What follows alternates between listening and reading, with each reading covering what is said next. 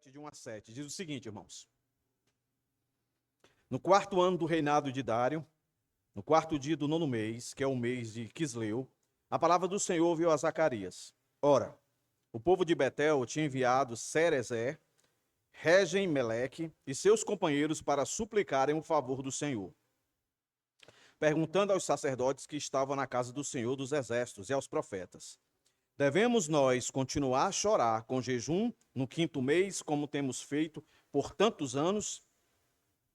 Então a palavra do Senhor dos Exércitos veio a mim dizendo: pergunte a todo o povo desta terra e aos sacerdotes: quando vocês jejuaram e prantearam no 5º e no 7º mês, durante esses 70 anos, será que foi realmente para mim que vocês jejuaram?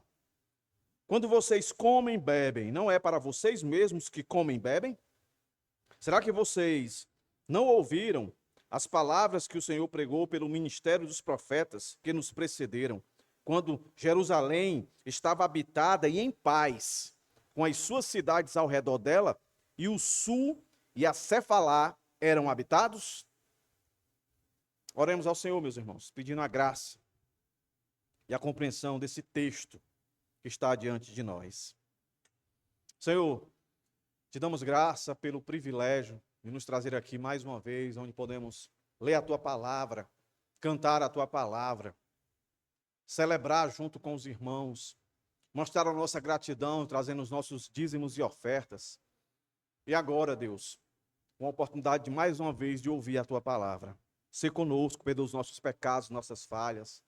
Nos dá um coração grato em sempre lembrar do maior benefício que nos foi dado pela graça, que foi a salvação. Não nos deixa passar um dia sequer, Deus, sem te agradecer pela salvação. Temos muitas coisas para agradecer, pelo sustento, pelos livramentos, pela provisão, mas não nos deixa esquecer, Deus, a maior bênção, que não tem como dimensioná-la, Senhor, que foi a salvação, que trouxe paz contigo, que trouxe a certeza, e na eternidade estaremos contigo no teu reino perfeito, em nome de Jesus, Senhor. Acalenta os nossos corações, confronta os nossos corações, exorta-nos, Senhor, consola-nos, é que eu te peço. Da criança ao idoso, do mais instruído ao menos instruído, que todos sejam alcançados, Senhor, pelas verdades do texto dessa noite. Em nome de Jesus, ajuda-nos, Senhor, perdoa os nossos pecados, é que eu te peço, hoje e sempre. Amém. Meus irmãos, como é que eu vou dividir esse texto aí? Em 3 partes. O culto questionado, a hipocrisia revelada e a resposta divina. Se os irmãos perceberam na leitura, tem algumas perguntas aí.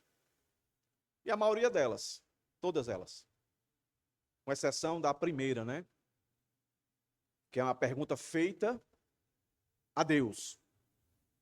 Todas as demais são perguntas retóricas. Isso quer dizer que as perguntas foram feitas para aqueles que sabiam a resposta. Então, meus irmãos, eu quero ser bem didático aqui, porque de todos os textos do profeta Zacarias, que eu tenho pregado aqui, desde o primeiro capítulo até agora, esse aqui, meus irmãos, parece que é o mais atual de todos. O mais atual de todos. Por quê? Nos confronta, meus irmãos, de maneira muito direta, porque ele mostra como é possível estar perto das coisas de Deus, fazer as coisas de Deus, está longe da vontade de Deus. Está longe de Deus. Está perto, mas está longe. Ó, essa coisa. O povo era bem considerado em fazer essa pergunta. Eles chegam, né? Para fazer a pergunta ao Senhor. Eles querem saber. A pergunta é essa: se eles devem continuar com esse culto de jejum, de sacrifício. Isso é muito atual para os nossos dias. Porque muitas vezes, meus irmãos, assim como eles, nós estamos muito mais preocupados.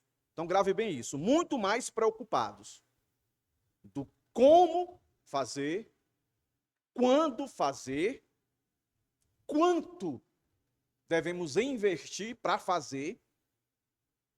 Agora a gente esquece para quem a gente está fazendo. Para quem?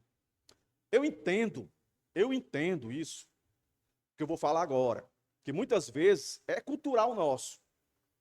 A gente terminar um culto e às vezes alguém chegar e perguntar, gostou do culto? E a gente dizer, gostei. Não é? Mas aqui já foi ensinado que esse nosso gostar não é a percepção de que o culto foi bom para nós. É gostar entendendo que a gente, de fato, prestou um culto para aquele que é o único, que tem a palavra para dizer se gostou ou não. Entendeu? Só que muitas vezes a gente nem se percebe disso. O culto só vai ser bom se agradar a Deus. E não tem como um culto agradar a Deus se não for baseado em obediência. Então, às vezes, a nossa atenção está voltada somente para a prática, para a forma, para a tradição. Mas a pergunta do povo em Zacarias revela uma compreensão equivocada de que ainda existe hoje. Lembra que eu já falei para os irmãos aqui? É uma linha muito tênue, muito fácil de você pensar que está nela e quando na verdade você não está nela, que é da verdadeira devoção. Você só demonstra a sua devoção com atividade, com ativismo. Toda devoção, ela é ativista, ela precisa de ação. Mas toda devoção verdadeira, ela implica obediência. Agora, nem todo ativismo é devoção, que é o caso deles aqui. Já fazia mais ou menos 2 anos que eles saíram do cativeiro. O templo está mais ou menos quase pronto. Está sendo construído. Todos os detalhes estão lá em Esdras, Neemias. E eles fazem essa pergunta que o texto mostrou para a gente. Mas a gente vai aprender aqui aquilo que quem estava aqui na quarta-feira aprendeu acerca da providência de Deus na vida daqueles que Ele salva. Todo mundo aqui está de acordo. Pelo menos eu acredito que a salvação é dada por Deus. A vida nova, o ressuscitar para a novidade de vida é dada por Deus. E depois, perseverar até chegar o cumprimento da promessa total, que é a glorificação, seja por nossa morte, né? Ou a vinda de Cristo, aí se estabelece. Até lá, como é que Deus provê? Como é que Deus age? Nós aprendemos que Deus não age só na salvação. Ele age na salvação, durante a salvação. 2 palavrinhas nós aprendemos. Mandamentos e advertência.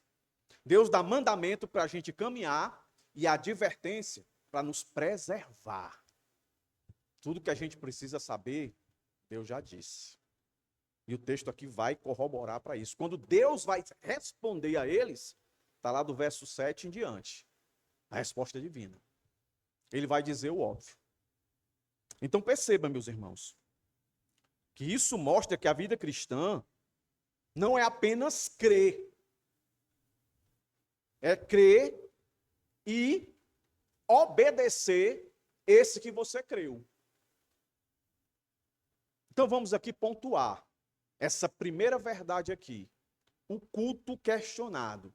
E o culto está sendo questionado por eles. Eu vejo aqui um ar de piedade. Né? De querer ser piedoso. Nos nossos dias, assim, querer ser aquele crente reconhecido. Olha para o texto. Vamos ler pausadamente e aí eu vou explicando algumas coisas.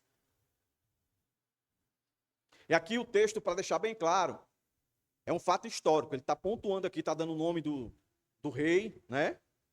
O período, está dizendo tudo isso. Isso aqui aconteceu.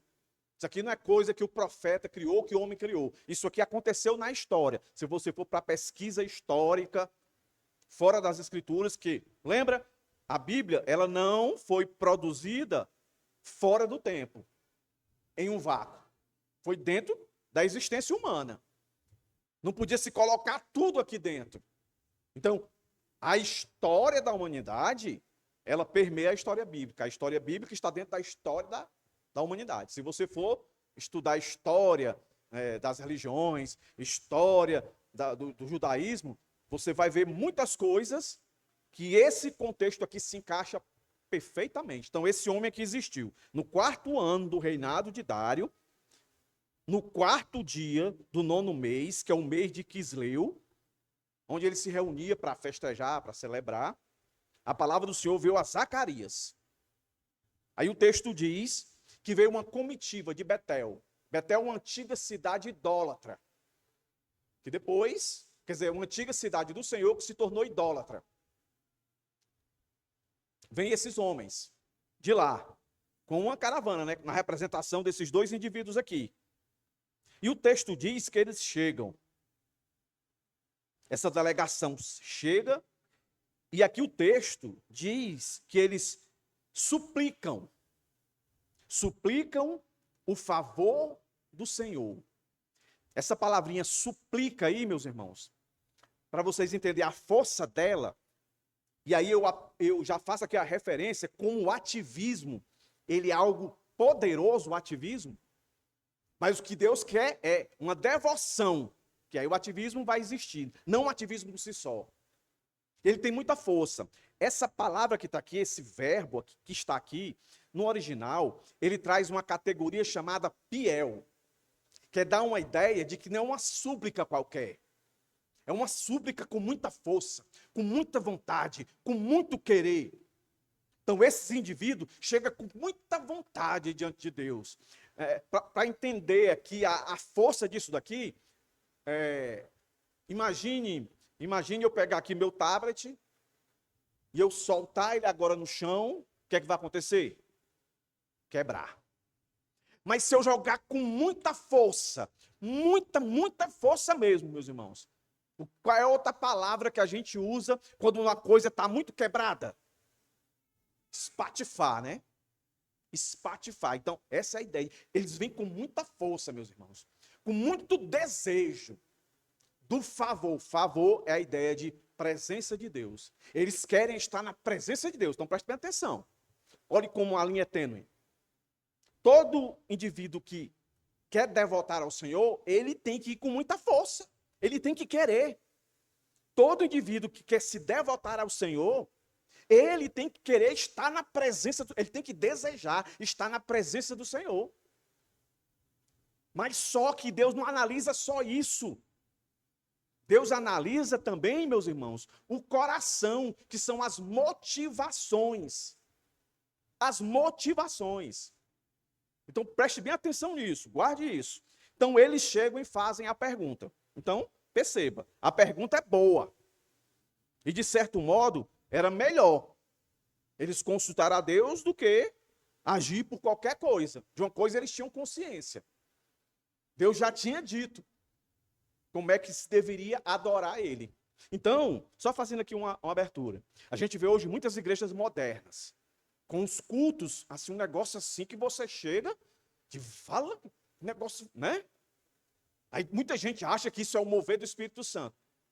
Se você olhar para a Bíblia, culto no Novo Testamento era a coisa mais simples do mundo. No Antigo Testamento era cheio de indumentárias. Mas nós aprendemos que as indumentárias, tudo tinha um apontamento. Apontava para alguma coisa, para alguém. Aí chegou esse alguém, Jesus Cristo. Aí quando nós olhamos culto no Novo Testamento, coisa simples, está lá em Atos 2. Eles perseveravam na doutrina, na comunhão, no partir do pão e nas orações. Era simples. O culto, eles chegavam, louvavam, ouviam a mensagem. Não tinha nada mais além disso. É o que Deus requeriu. E eles vão lá. Fazem a pergunta para quem deveria ser feita a pergunta. Mas, meus irmãos, a gente vai entender mais adiante que Deus vai nos revelar que a pergunta deles, por mais que eles cheguem com muita vontade, suplicando a Deus com muita vontade, que quem estivesse ali do lado dizer, olha, o povo fervoroso, por mais que eles estivessem chegando ali, eu quero a presença do Senhor, eu quero estar diante do Senhor. O Senhor conhece o coração, o Senhor sabe as intenções. No Novo Testamento, Deus conhecia os fariseus. que eles questionavam muito essa questão da prática. Por exemplo, em Mateus 9,4, os fariseus questionavam Jesus sobre por que os seus discípulos não jejuavam. O que é que eles estavam focando? Na regra, na tradição, no ativismo por ativismo. Aí lembra da definição que eu dei? O que é ativismo? Fazer por fazer. O que é devoção? É fazer por prazer. Em quem? Naquele que me requereu isso. A minha vida toda em adoração. E uma ilustração assim mais objetiva é como aquela pessoa que todo domingo ela está na igreja, ela chega cedo, ela sai depois, conversa com bastante pessoas, na hora do louvor ela canta com muita força, ela participa de todos os quesitos de um membro, ela oferta, ela dizima, ela faz tudo isso. Aqui. Mas lá onde o olhar do seu irmão em Cristo não alcança, o olhar do pastor não alcança, ela não tem relação nenhuma com a palavra de Deus, ela passa a semana toda se alimentando de tudo que o mundo oferece. Mas da palavra de Deus, não. Aí ela chega aqui, por um tempo, ela pode enganar muitos e até adquirir cargos e funções. Mas vai chegar uma hora que vai ser impossível viver essa dualidade. Porque o dono da igreja é Deus. E ele vai confrontar. Não tem jeito. Então o que é que tem que se fazer? É viver aqui o que a gente vive lá. É viver lá o que a gente vive aqui. Deus sabia disso.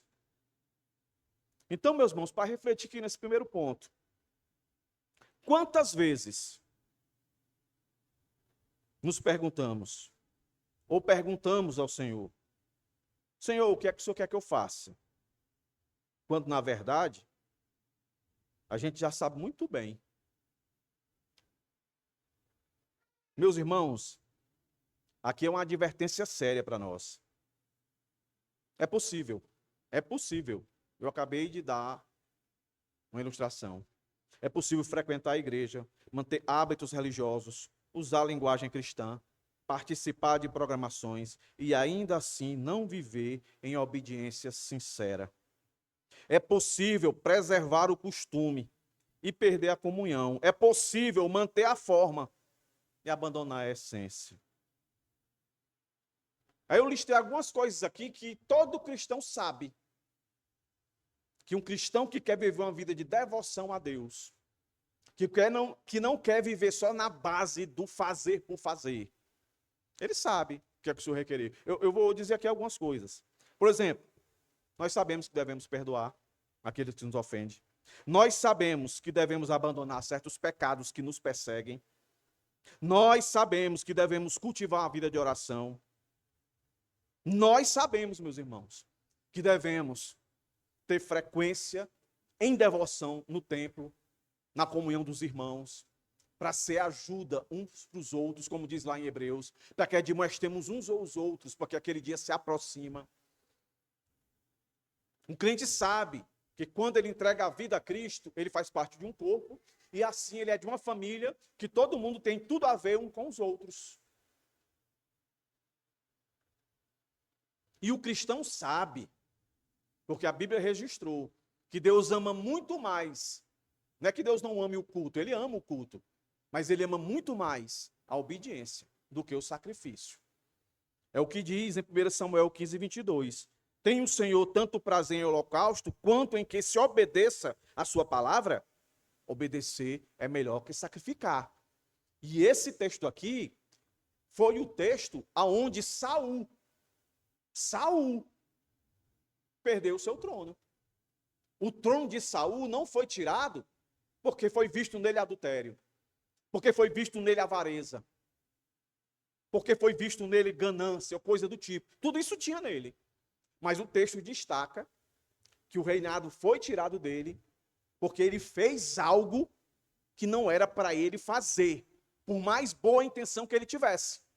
Quem tinha que sacrificar, no contexto lá da passagem, era Samuel, o profeta. Nenhum rei levantado por Deus podia ir para uma batalha sem antes consultar a Deus, sem antes fazer um culto a Deus, um sacrifício. Samuel atrasou. Deus sabe o porquê. Aí Saul não queria ir. Tá certo. Eu não posso ir sem a bênção do Senhor. Eu tenho que cultuar o Senhor. Mas ele não era sacerdote, ele não era profeta. Ele era rei. Ele estava com uma maior boa intenção. Aí ele foi lá e fez o sacrifício e foi para a guerra. Por causa disso, Deus tirou o trono dele. Mateus 10 ou 15:8 vai replicar o que Isaías disse acerca do povo de Deus. Isso aqui, ó. Este povo me honra com os lábios, mas o seu coração está longe de mim. Lê lá. Isaías, primeiro capítulo lá. Deus dizendo: eu não me agrado desse culto de vocês. Usando as palavras do nosso texto, vocês fazem para vocês mesmos. Nós vamos ver daqui a pouco. O Senhor vai retificar isso. Vocês não estão me adorando. Então, muita gente hoje, não se iluda, está indo para a igreja e está vendo um mover que para eles é Deus agindo. Não, são as suas emoções baseadas em suas idolatrias, como a principal deles mesmos. Eles estão cultuando eles mesmos. Só tem uma maneira da gente cultuar o Deus verdadeiro de maneira verdadeira. É seguindo as orientações dele. Não tem nada que eu e você aqui, por mais inteligente que nós sejamos, pelo QI mais avançado que a gente possa ter, a gente vai ter algo para adorar a Deus, que de fato adore a Deus, fora daquilo que ele já disse. Então, meus irmãos, o texto nos leva a examinar a nós mesmos. E aí eu trago algumas perguntas para reflexão aqui. O que move nossa vida espiritual? Amor à presença de Deus ou apego à tradição? Comunhão verdadeira ou apenas repetição de hábito? E como isso é tão prejudicial, Deus, antes de respondê-los, a pergunta que eles fizeram, o Senhor vai trazer à luz a hipocrisia deles. Quem está falando é Deus, pela boca do profeta, que conhece o seu povo. Deus vai dizer que eles estavam fazendo para eles mesmos. Olha aí o nosso segundo ponto, a hipocrisia revelada, do verso 4 ao 6. E Deus vai responder com uma pergunta retórica. Olha o que é que Deus vai dizer. Verso 4. Deus escutou com muita força a súplica deles, o grande desejo deles de estar na presença de Deus, mas Deus não se ilude. Deus é sábio, não é como nós não. Às vezes a pessoa vem para um culto, aí termina o culto, está quebrantado, e a gente diz, oh, hoje a palavra falou o coração dele. Às vezes não. Às vezes ele ficou pensando, sei lá, no sofrimento da vida no passado, os olhos se encheram de lágrimas, e aí alguém chegou, irmão, Deus falou o seu coração, aí ele não quer perder a oportunidade de se passar assim como que Deus alcançou, aí ele diz, irmão, e às vezes nem é. Aí eu não sei, você não sabe, não tem como a gente dizer, mas Deus sabe. Isso serve para a gente saber, viu, irmãos? Que você pode enganar a mim, eu posso enganar você, mas a Deus a gente não engana. E Deus é real. É tão real quanto o ar que você respira, que você não vê, mas que você respira ele. Aí ele vai, ó. Então a palavra do Senhor dos Exércitos, que é sempre o Senhor dos Exércitos, lembre, tá? É sempre para dizer assim, ó, quem está falando aqui é o quem criou tudo. É Deus que criou tudo, todo o universo, não é só a terra não. Tudo, tudo, tudo, tudo, tudo. Pergunte a todo o povo desta terra. Aí perceba a extensão, né? Só do povo de Deus. Aí vem para nós aqui, ó. E aos sacerdotes. Olha aí a resposta do Senhor. Em uma pergunta. Quando vocês jejuaram e prantearam no 5º mês e no 7º mês, durante esses 70 anos, olha aí como eles eram de guardar a tradição. 70 anos. Fazendo esse culto de sacrifício. E esse culto aí era uma lembrança, né, do martírio que eles sofreram, perderam tudo e foram exilados, né? Foram banidos da sua terra, né? Da sua ancestralidade. Por esses 70 anos, o povo de Deus ficou apagado, o povo de Deus ficou desconhecido. Então, durante 70 anos, eles continuaram. A maneira deles, sem ter templo nem nada, faziam. Olhe como eles eram bonzinhos, olhe como eles eram cristãos, fazendo aqui um paralelo com nós. Aí Deus vai dizer, será que realmente foi para mim que vocês jejuaram? Aí ele vai dizer mais, para comprovar que ela para eles, ele diz assim, ó, quando vocês comem e bebem, não era para vocês mesmos que comem e bebem? Então aqui Deus está respondendo, meus irmãos, além da prática deles, a motivação. Se Deus está dizendo, meus irmãos, é verdade. O que é que Deus está dizendo aqui? Vocês pensam que me enganam? Vocês estavam fazendo tudo isso para vocês mesmos. Para dizer assim, estou em dia. Como alguns cristãos hoje. Se eu não sou do mundo, pelo menos eu vou para a igreja. Mas não basta só vir para a igreja. Tem que saber como você está vindo para a igreja. A quem você está vindo à igreja para agradar? A você mesmo? A sua esposa, ao seu esposo, ao seu namorado, ao seu namorado, ao seu irmão, ao pastor? Nenhuma dessas pessoas citadas aqui tem o poder de te salvar e muito menos te manter a salvo. Quem tem é esse que tu sabe, que está indo para a casa dele adorar. Esse é o ponto, irmãos. A Bíblia nunca deixou o povo se iludir. Deus não é como nós, né? Porque se eu imagino uma cena dessa.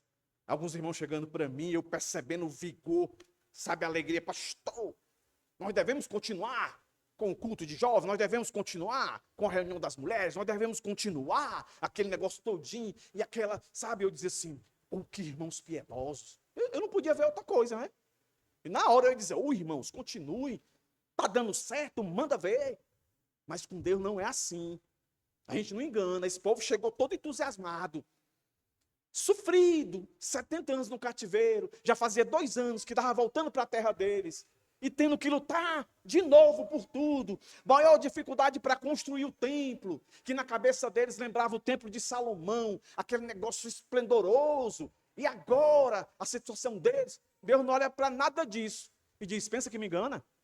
Vocês pensam que me enganam? Vocês são hipócritas.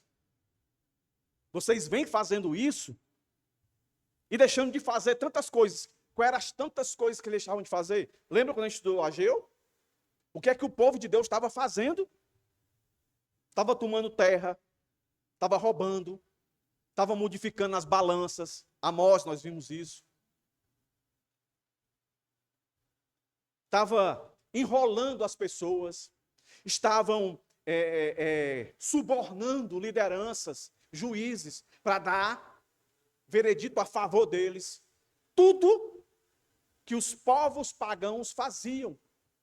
E o que era isso? Desejo por posses, desejo por fama, por glória, poder, estabilidade.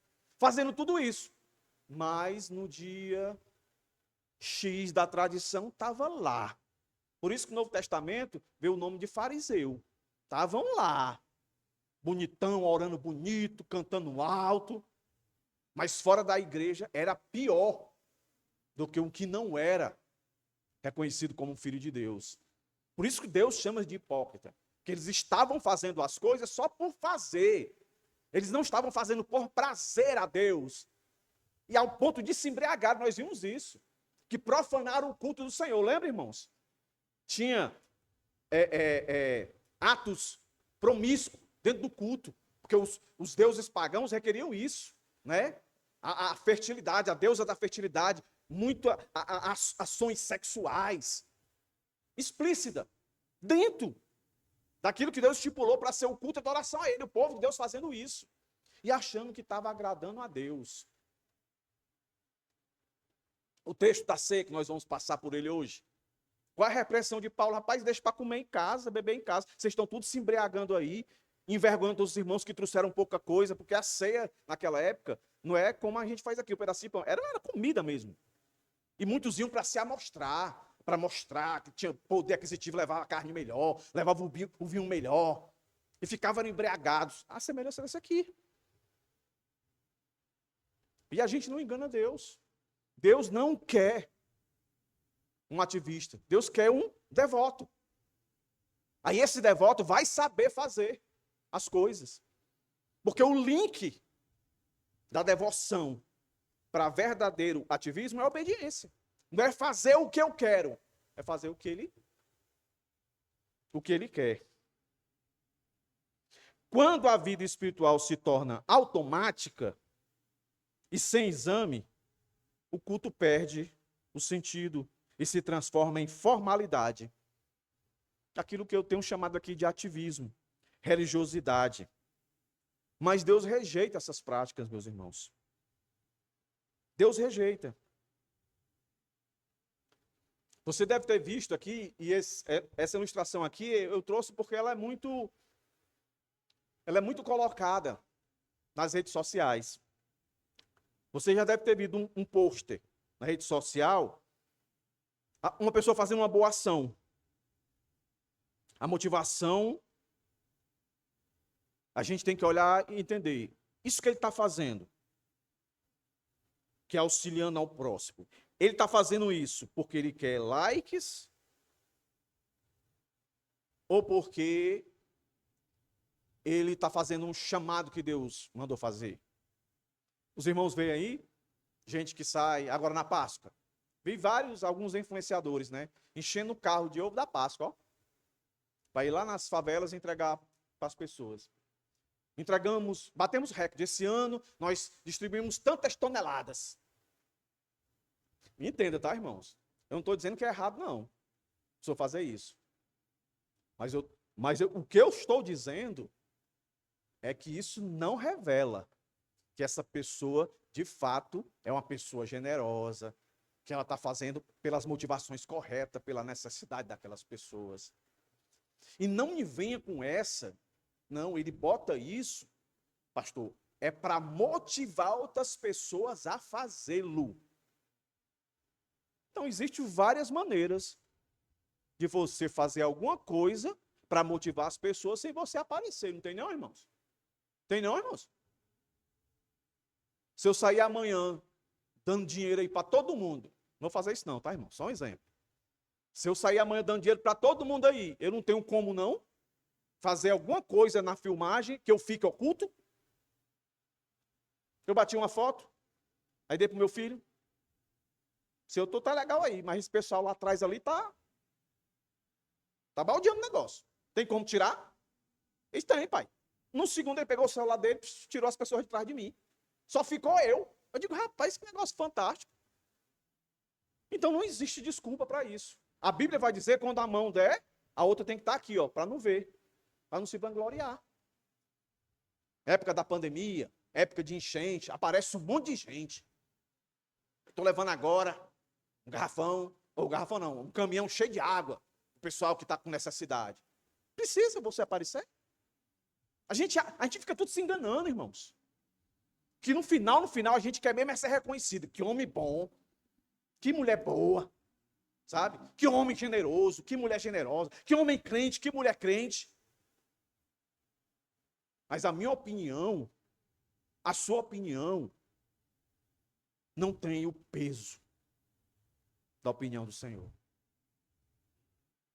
Deus sonda e conhece nossos corações. E o salmista Davi diz, antes que saia qualquer coisa da minha boca, tu já sabe o que eu vou dizer. Tu já sabe. Então, meus irmãos, agora eu vou revelar para vocês que, como é que eu vou chamar isso aqui? A pergunta que não quer calar nesse texto aqui, que ela tem que ficar na minha mente, na sua mente, agora, para sempre, depois desse sermão, escuta aí ó, o que eu vou dizer, nenhum de vocês é mais inocente. Depois desse sermão, nenhum de vocês mais é inocente. Nenhum. A pergunta é essa. Tudo que vocês fazem como cristãos é para o Senhor? Se eu fosse colocar aqui no linguajar que está no texto, foi para mim? Tudo que você fez até chegar aqui. É como se Deus estivesse perguntando: foi para mim? A grande pergunta do texto é essa. A sua vida, aquilo que você faz para mim? Essa é a pergunta que atravessa, meus irmãos, o culto, o serviço, a contribuição, a oração, a pregação, a música, a busca por conhecimento, a disciplina. É para mim? Deus pergunta. Ou é para você? Eu faço para mim assim, irmão? Não é para mim não, viu? Entenda, é para Deus. Essa é a pergunta. Meus irmãos, nós precisamos ouvir isso com temor. E temor aqui não é medo, não. É respeito e reverência. Porque é possível, e aqui é um texto prova, manter uma vida religiosa, guardando todos os preceitos, o jeito de andar, o jeito de falar, o tom de voz. Uma vida religiosa, sim, nos olhos humanos, exemplar. Mas inteiramente ou inteira, sem que Deus seja, de fato, o centro dela. É possível servir ao Senhor por costume, por reputação, por tradição familiar, por senso de obrigação, por medo dos homens, e não por amor real a Deus.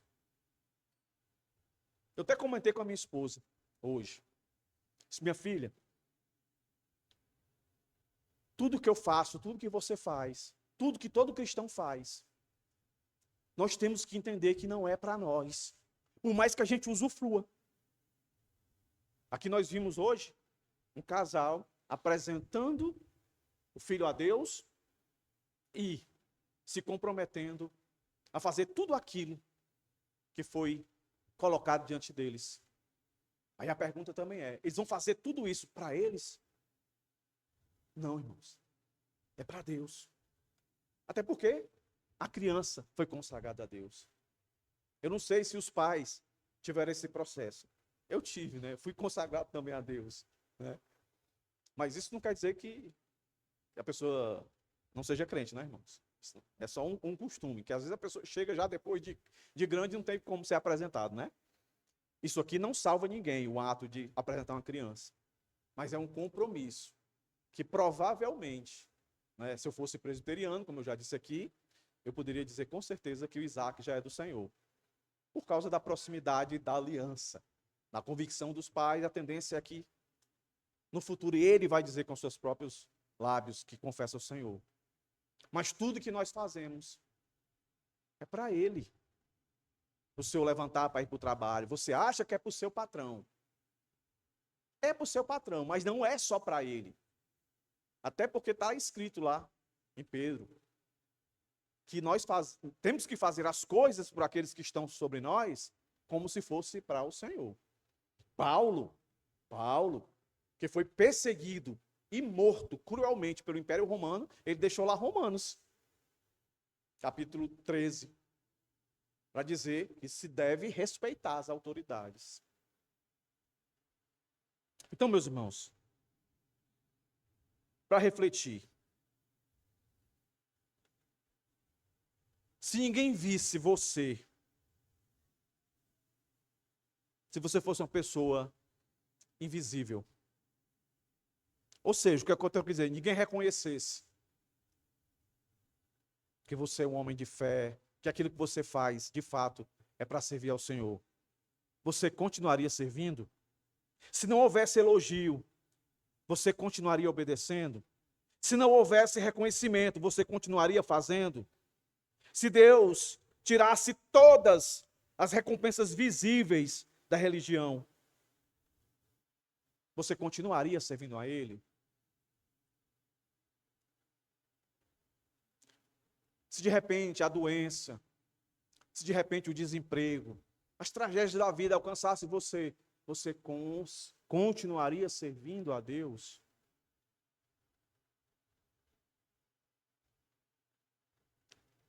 O que Deus quer se resume no mandamento: amar a Deus sobre todas as coisas e amar o próximo como a ti mesmo. Relacionamento, sensibilidade. Timóteo vai dizer que se a gente não for sensível às dores e às dificuldades daqueles que Deus colocou como nossos irmãos em Cristo, a gente nega a fé. Olha aí, irmão, como é pesado. Isaías 58, 5 e 6, de forma resumida. Seria este jejum, entenda, esse culto, esse culto que desejo, não é este? Soltar as correntes dos injustiçados e libertar os oprimidos? Colossenses 3, 23. Tudo o que fizerem, faça de todo o coração, como para o Senhor e não para homens.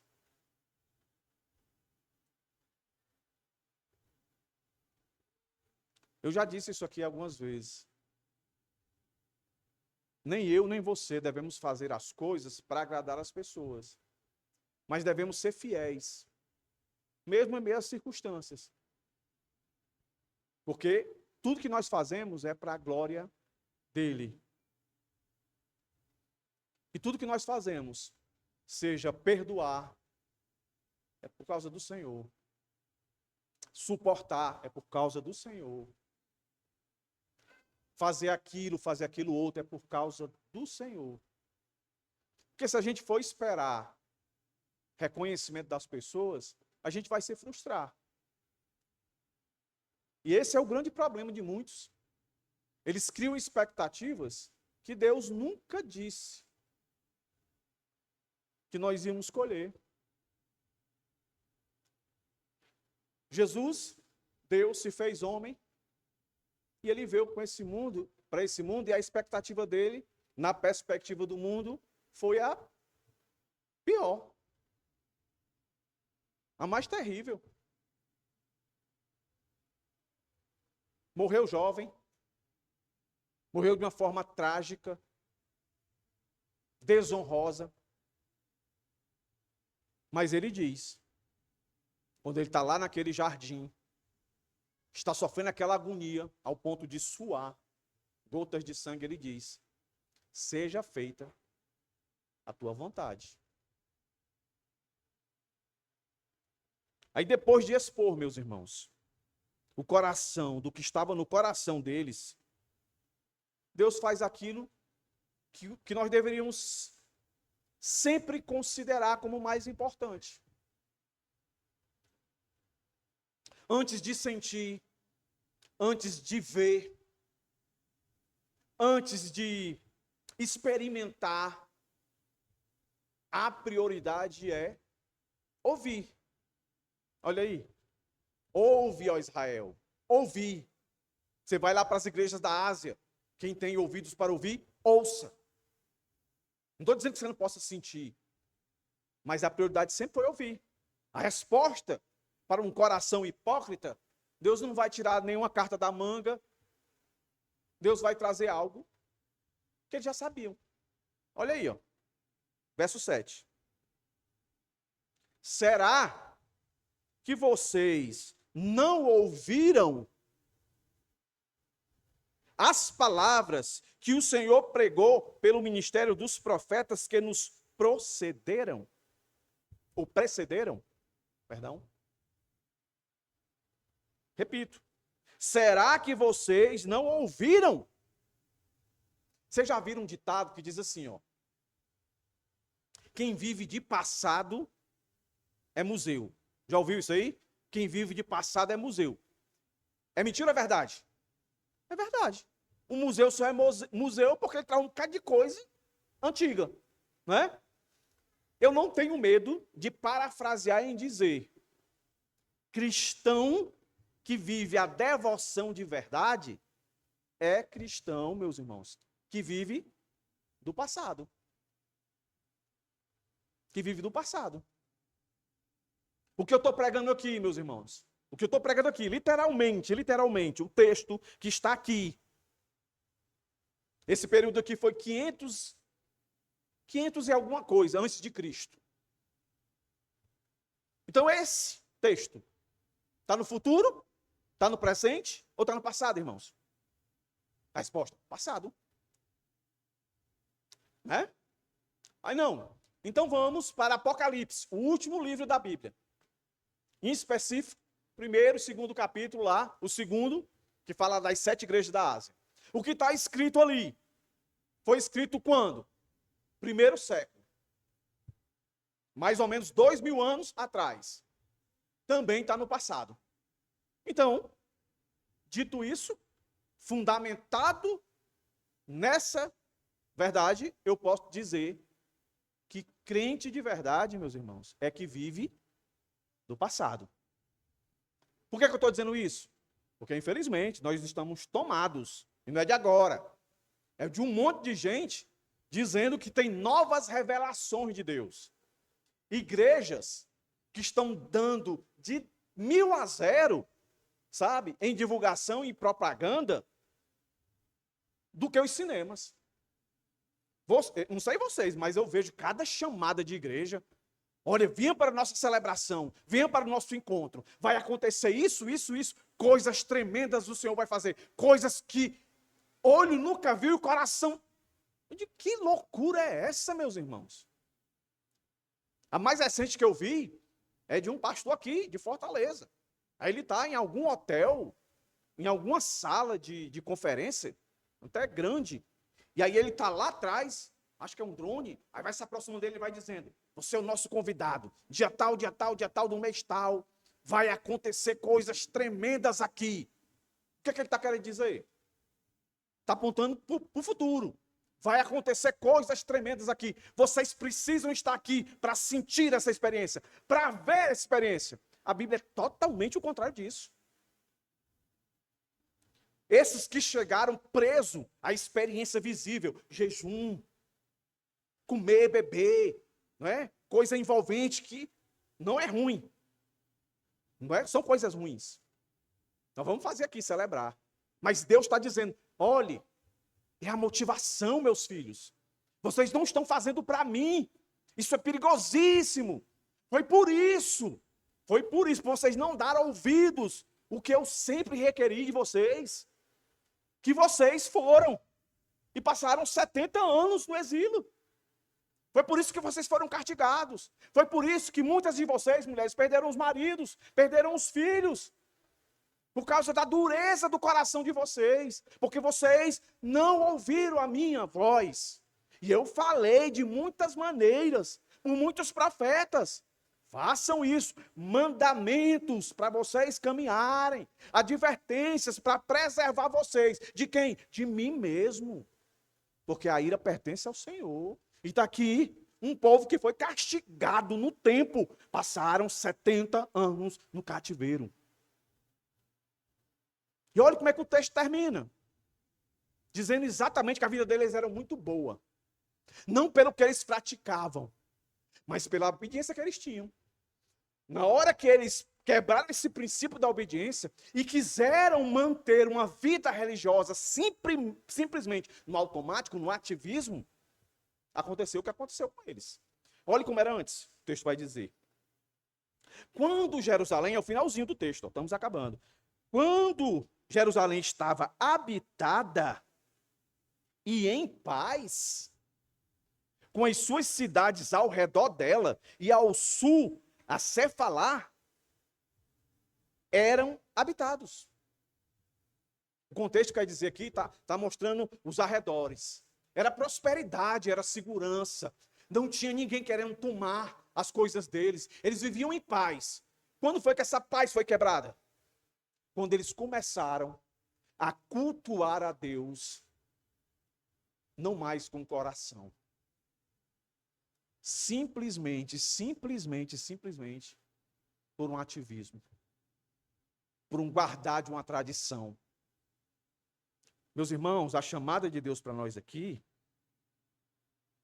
se não foi para eles diferente, não vai ser para nós. A chamada é para ouvir. Guarde isso. Crente vive do passado. Dentro dessa analogia do museu. Quem vive do passado é museu. Aí você aprendeu hoje. Quem vive do passado também, além do museu, é o crente. Porque todas as coisas que a gente precisa saber, Deus já disse. Deus já disse como deve ser adorado. Deus já disse o que é que a gente tem que se preocupar. As órfãs, os órfãos, as viúvas. Ser sensível com aqueles que estão passando em dificuldades. Está lá, 1 Coríntios escrito lá. Ajudar. A palavra lá para a oferta é graça. Então, meus irmãos, esta é uma das grandes lições que esse texto traz. E aqui eu parti para o final dizendo, aqui está um princípio que precisamos guardar. Que princípio é esse? A verdadeira espiritualidade não está em buscar incessantemente algo novo. Está em viver fielmente aquilo que Deus já disse. Maturidade cristã não é acúmulo de informação. É submissão prática, não é só ouvir sermões, é praticar a palavra, não é apenas conhecer doutrina, é andar em obediência. Obediência é o elo entre a revelação divina e a vida do crente. A palavra não foi dada apenas para informar a mente, mas para governar a vida. Deus não nos fala apenas para sermos administradores da verdade, Ele nos fala para sermos praticantes da verdade. A mulher, a prostituta lá, que o Senhor perdoou ela, todo mundo queria apedrejar, escreveu alguma coisa lá, que ele não quis revelar, a gente não sabe, mas ele deu um mandamento, e uma advertência para ela: vá e não peques mais. Será que ela não entendeu qual é o pecado ali que o Senhor estava dizendo para ela não cometer mais? Então o que a gente precisa saber, Deus já disse, é colocar em prática. Simplesmente isso. Então a pergunta é essa, a lógica. Vocês estão buscando novas revelações? Rituais? Acredito que não. E se o fizer, pode ter certeza. Você está fazendo isso para evitar a obediência ao que Deus já revelou para você. Aquelas que eu disse. Todo crente sabe que é casado, tem que ser fiel à esposa, tem que amar a esposa. Todo filho sabe que tem que honrar os pais. Todos os pais sabem que não pode levar os filhos à ira. Todo crente sabe que no caminho dele tem que estar a igreja. Mas lembra que eu disse? Se você não consegue vencer o caminho da sua casa para a igreja, não acho que você vai vencer os outros caminhos que surgirão, não. Não acho que você vai vencer. Não acho. Você não deve nada a mim, você não deve nada aos irmãos. Ninguém. Você não é obrigado. Mas a Deus, se você entregou a vida dele, a ele, você é escravo dele. Então você vai prestar conta com ele, não é comigo, não. Esse é o ponto. Tiago deixa isso muito claro. Ó. Tiago 1:22. Sejam praticantes da palavra e não apenas ouvintes, enganando-se a si mesmo. João 14:15. Se vocês me amam, obedecerão os meus mandamentos. Concluindo, meus irmãos. E aqui, de fato, eu vou ser literal. Eu não vou pular nada, eu vou ler literal o que está aqui.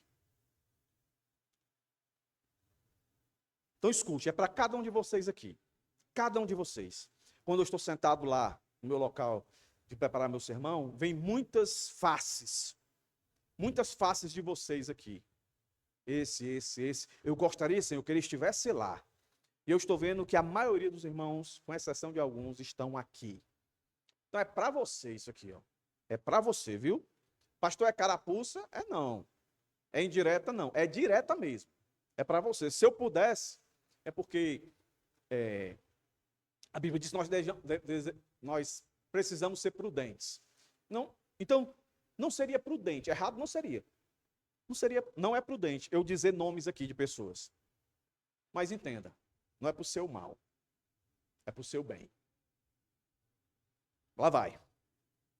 Não saia daqui apenas admirando o texto. Não saia daqui apenas concordando com a mensagem. Não saia daqui apenas pensando em outras pessoas que deveriam estar aqui. Deixa a palavra de Deus tocar você. Se há áreas da sua vida que está em desobediência, hoje é dia de você se render, em arrependimento. Se há pecado que você vem administrando em vez de mortificar, hoje é dia de arrependimento. Se a tua vida cristã se tornou automática, mecânica, fria, hoje é o dia de voltar ao Senhor com sinceridade. Se você preservou a forma, mas perdeu a comunhão, hoje é dia de buscar restauração. Talvez você tenha mantido a frequência, mas perdido a ternura diante de Deus. Talvez tenha mantido o vocabulário cristão, mas abandonado a vida secreta de oração. Talvez tenha mantido o serviço na igreja, mas com o coração cansado, endurecido e distante. Talvez tenha mantido a aparência de piedade, mas sem verdadeira submissão à palavra. Igreja Bíblica Monte Sião, ouça bem. O Senhor não está chamando você para uma performance melhor, para que você se destaque. O Senhor está chamando você para uma entrega real. Ele não está pedindo que você apenas reforce o ritual. Ele está requerendo que você volte para Ele de todo o coração. E eu digo, meus irmãos, com toda sinceridade, há esperança nisso. A sua vinda aqui não foi à toa, isso é graça de Deus. Por quê? Porque o mesmo Deus que confronta também acolhe, o mesmo Deus que corrige também restaura, o mesmo Deus que exige obediência, é o Deus que concede graça para obedecer. Ele não apenas manda, meus irmãos, ele também sustenta. Ele não apenas aponta o caminho, o mandamento, ele também fortalece os que se curvam diante dele, ele preserva. Por isso, parafraseando Antigo Testamento, Hebreus, não endureça o seu coração. Se o Espírito de Deus está mostrando algo, responda hoje. Não adie, não negocie, não esconda atrás da religião o que precisa ser tratado como arrependimento. Coloque sua vida diante do Senhor, confesse, renda-se, volte-se para a palavra, volte-se para a obediência, volte-se para Cristo. Por fim, e aqui eu acabo. A pergunta não é apenas se você mantém práticas espirituais. A pergunta é se você pertence ao Senhor de maneira sincera. A pergunta não é só se você continua cultuando a Deus em devoção. A pergunta é se você está ouvindo o que Deus tem falado.